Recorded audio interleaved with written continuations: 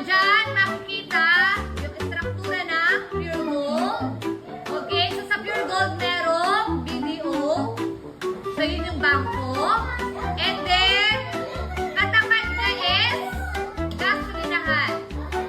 Okay, ay tatandaan kung ano-ano ang mga struktura na makikita sa pagpasok sa paaralan. Okay, next.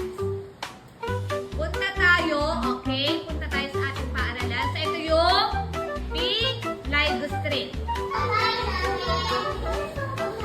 Bakit saan ka ba dyan nakatira? Saan? Teacher, Ka lang. teacher, di ba alam mo yung may